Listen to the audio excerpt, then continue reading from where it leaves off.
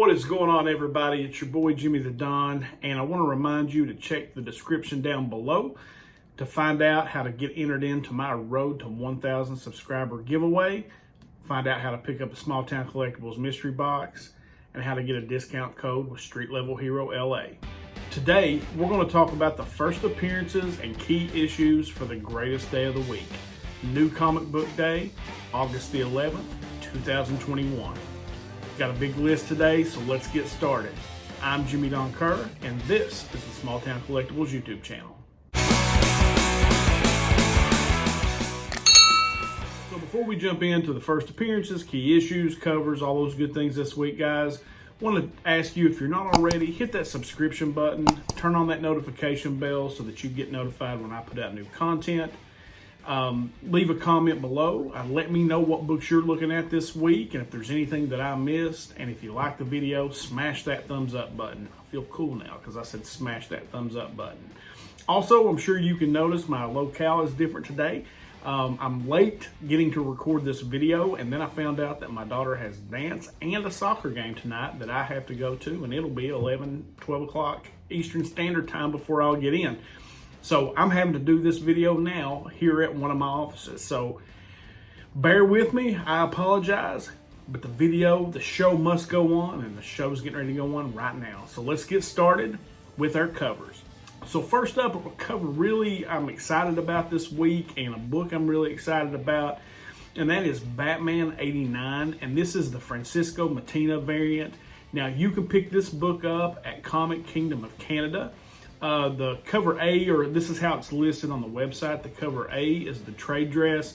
You can pick that up for $15.13. The cover B is the limited trade for $28.67. And then you've got, I guess, kind of like a combo deal of the trade dress and the limited trade for $39.03. So love that. I'm going to talk more about this book later on in the video, so make sure you hang around for that. But our next cover is X-Men 19, the variant. Now, this is a John Tyler Christopher variant. And you get this in a green, red, and white negative space, right? So those things have been really, really popular. And this one features the Dark Phoenix and is gorgeous. The white one's really pretty. I mean, like all three of them, the green, the white, and the red are all beautiful. Now, the only place that you could get these was on the John Tyler Christopher website, and I went over there and looked, and for the green it retailed for a raw copy at $20 and a CGC 9.8 at $70. The red was $25 and the CGC 9.8 was $75. The white was $30 raw and $80 for the CGC 9.8. But guess what? They're all sold out. They went on sale on his website on August the 5th. They're all gone, and if you're like me and you want one of these books, you're going to have to go to the secondary market, and you're probably going to pay a pretty penny for it. So X-Men number 19, the John Christopher Tyler negative space variant. Yeah, hot book this week. All right, that is it for my covers. Let's jump into the second prints. On the second prints, just have a couple this week. The first one up is Nice House on the Lake, number 1. This is the third print. You've got your standard third print cover with like a tattered looking, it's like a ripped up cover, like you can see the inside of the book. That's the way the cover looks. It's kind of cool looking. And then you've got a 1 in 25 variant that shows all the characters from the story on a wraparound cover, which is really cool. And of course, everybody knows Nice House on the Lake, super hot. You've got the third printing of number 1 out this week. Then you've got Black Cat Annual number 1, the second print. Now this came out a few weeks ago, and this was the first team appearance of Tiger Division. Really good book. It's actually part of that Infinite Destinies storyline, and it was actually a pretty good read. I know my boy Gary B, the Casual Comic Guy, is a big fan of Black Cat, and I gave that one a read and really enjoyed it. So those are the only 2 second prints this week. So let's jump into our first appearances. All right, on the first appearance front this week, we've got Batman 89 number 1. This book's going to be all over my list this week. This actually has the first appearance of a new Robin. So I'll be interested to see what that's all about. Then you've got Future State Gotham number 4, and this is the first appearance of Hunter Panic.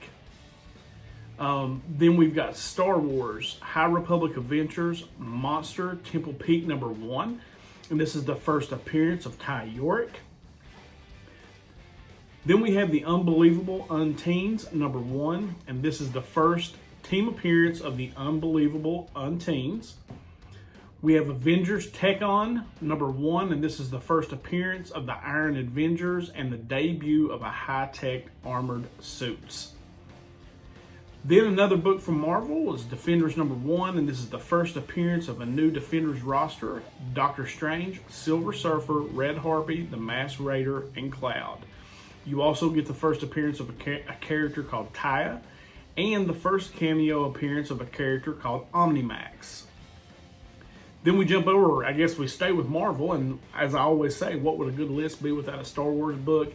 Star Wars The High Republic #8, and this is the first appearance of Comac Vetus and the first appearance of Vaith Silas. So a couple first appearances in that Star Wars book this week. And wrapping up the first appearances this week, guys, is X-Force #22. And in this one, you get the first full appearance of Dr. Bloodroot. That is all the first appearances this week that I could find. If you're a first appearance collector, you got a few books to pick up. So with the first appearances out of the way, let's jump into the honorable mentions. Not as big a list, as normal with the honorable mentions. We've got a book from Aftershock called Campus #1. Sony Campusy is a small-time fixer for the mob who gets tasked with handling a dragon who flew into the neighborhood. Now, that sounds kind of cool to me. I really dig mob stories. The fact that a dragon flew into town, I don't know. This is one of those that I'm probably going to pick up and give it a read through before I decide if I'm going to make that purchase or not. But Campusy #1, of course, my hillbilly, what can I say? Campusy #1 from Aftershock makes the honorable mention list this week. Then you have ELRIC, Dreaming City #1 from Titan Comics, and this is the comic book adaptation of Michael Moorcock's ELRIC novels. Then from Scout, we've got Life Formed #1, and the synopsis on this one is: orphaned in the wake of an alien invasion, a young girl must leave behind the life she knew to fight for her own survival and the Earth's future. So that sounds pretty good, and as I feel like I say this every week, but Scout does this type of book really well, so I'm kind of looking forward to checking that one out. Then we've got Hardware, Season 1 from DC. This is the premiere issue of a 6-issue limited series that reintroduces Hardware. And then finally, on our honorable mentions this week, we have I Am Batman #0 from DC Comics, and this is the premiere issue featuring Jace Fox as Batman. So that's our honorable mention books for the week. Let's jump into the top 5. First up on our top 5 list this week is White #2 from Black Mask Comics. This has been a really, really hot book on the secondary market. The book's limited to only 2,500 copies. And the synopsis on this one is: President Mann continues to position his son Thaddeus, first son's armor as a program to countermeasure the growing empowered black population. Juncture deploys King Squad to spy on them at a celebrity gala, but an overzealous ex crashes the party, costing the team dearly. So, like I said, this has been a really, really hot book on the secondary market just because of the limited print run. I read the first one. I wasn't that crazy about it. I'm going to read #2 just because. But this is a book that I actually picked up a variant cover of that was limited to 300. I picked up a couple of them and was actually able to sell them and make some nice money. So if you're into that kind of thing as far as spec and trying to flip some books pretty quick, White #2, just because of the print run's probably a good one, and that's why I put it at #5 on the list this week. Next up, from Heavy Metal, we've got The Adventures of Adrian James #1. I just thought this book sounded kind of cool. The synopsis reads: in a far-off galaxy obsessed with exotic treasures of a million worlds, thousands of treasure-hunting factions vie for the Radu, rumored to be the source of ultimate power, hidden somewhere in the galaxy by the long-lost elders. That just sounded like a book to me that you could make a TV show out of, just from the, basically treasure hunters, off in different galaxies. I don't know. I just thought that one sounded cool. And I'm kind of looking forward to picking that one up and giving it a read. So number 4 on the list, Adventures of Adrian James, number 1. Number 3 on our list is Pennyworth, number 1. Now I have to admit, this is a completely selfish pick on my part. I don't think that this book will necessarily be worth a lot of money, but I have really been digging DC's writing of late, and this is the first solo limited series featuring Alfred from the Batman title. I was devastated when Alfred died in the Batman title. It really broke my heart. I love Alfred. He's Batman's, moral compass, father figure, the whole thing. I'm just a big fan. And then you will occasionally kind of get these glimpses into Alfred's past. And in this one, he's actually an MI6 counterintelligence agent during the Cold War. So I don't know. I'm looking forward to this. And this one is based off the Pennyworth TV show, but I'm just really looking forward to reading this. It's a good read. Like I said, I just love Alfred. Pennyworth, number 1, number 3 on the list this week. The list is DC heavy this week. So number 2 on the list is Future State Gotham number 4. Now we talked about this in the first appearances. This is the first appearance of Hunter Panic. Now, the reason I think this is could be a big book, and I put it as number 2 on my list, and I'm going to read the synopsis and then kind of explain. This issue is titled Hunt the Batman, and it continues as Punchline prowls Gotham searching for the one thing she needs before leaving the city forever. The only person standing in her way is a revenge-fueled Harley Quinn. And just when things couldn't get any worse, the brand new hero, Hunter Panic, comes for them both. So this is a new hero being introduced in this story who is actually coming after Punchline and Harley Quinn. I think that could be big as far as, a recurring character. You occasionally get these characters that you just, you really like, Batman Who Laughs, that kind of thing. I think Hunter Panic coming into this particular story with the Future State run, I think this could be a character to be on the lookout for. So you've also got the covers on this one. There's some connecting covers. I'm going to put it up on the screen right now. And it's just the cover A and the cover B. They just connect and make this really cool picture of Harley, and I believe that is Punchline. So, yeah, Future State Gotham number 4, I think with the first appearance of Hunter Panic could be a definite book to be on the lookout for, and that's why I put it at number 2. And rounding out our list, guys, it's time for number 1, and I bet you can guess what it is. It's Batman 89 number 1. I am psyched for this, right? So from the nostalgia standpoint, the fact that it's Batman, I'm a DC homer, this book checks all the boxes for me. The Michael Keaton Batman, that was the first time as a child, or as a young man, I guess, a young adult, and I was pretty young then, I saw Batman on the big screen. And it just blew my mind. And Michael Keaton, I thought, made the perfect Batman. You had Jack Nicholson, as the crazy Joker. And so this kind of ties back to that. And it's actually written by the screenwriter of the Burton verse, Tim Burton, when he made these movies.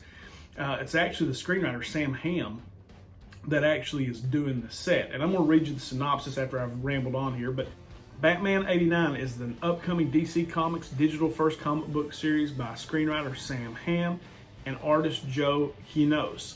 Set in the Burtonverse following the events of Batman Returns 1992, it presents a continuation from the film line more in line with Burton's vision, ignoring the events of Joel Schumacher's films Batman Forever in 95 and Batman and Robin in 97. So I think this will be cool. Like I said, they'll probably print the daylights out of this book.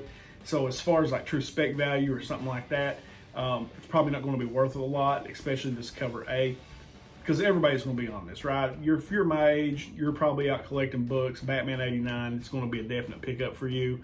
But now there are some really cool covers for this one. You've got your standard cover B by artist Jerry Ordway.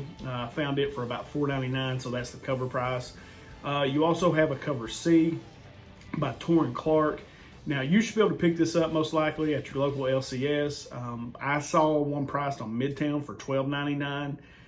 Then you've got the store exclusive from Comic Kingdom of Canada, which I showed you in the covers section of the video, from Francisco Matina. That one, I quoted you the prices on. The cover A, which is the trade dress, is $15.13. The cover B, which is the limited trade, is $28.67, and then for the set, it's $39.03. So very cool cover, probably my favorite cover of all of them, just because it's got that classic Keaton look from the movie. Then you've got a variant cover by Miko Suyon from Big Time Collectibles. It's a trade dress. There's a trade dress and a limited trade dress. The trade dress is limited to 3,000 copies, the minimal to 1,500. The prices on Big Time Collectibles, the trade was $19.99, raw 9.8, $79.99, or you could get the trade dress and minimal set for $49.99, or the minimal trade dress CGC 9.8 for $99.99. Then you've got a cover that features Catwoman, but I actually thought was a Comics Elite cover, but I couldn't find it on there. And this variant is by Carla Cohen. It's another one of those where it's limited to 3,000 copies for the trade dress. The minimal trade is limited to 1,500. The only place that I could find this book was at 616 Comics, a supporter of the Burke fam, which I am a member of, Steve Burke over at Burke Family 54 Comics. I found it there. The trade dress I found for $14.99, the minimal trade for $39.99, and then a set was $49.99. So that's at 616 Comics if that's a book you're interested in. All right, guys, that's a lot. A lot of books this week. I apologize for, the way I had to record this week, but it couldn't be helped. I got to pull daddy duty, and when that happens, what are you going to do? So, yeah, I appreciate you guys spending some time with me. Remember, I'm on my road to 1,000 subscribers. The link to the playlist for all the videos for all the channels that are helping me out with that giveaway are down in the description below. The SmallTown Collectibles mystery boxes are down there, as well as the STC 10 code, which will get you 10% off your order over at Street Level Hero LA. But most importantly, the donation will be made in 25% of your total overall order, I can't talk today, to the American Cancer Society for Cancer Research. All right, guys, that is it for me today. I hope you had the best new comic book day ever. I know I'm going to. And as I always end these things, until next time.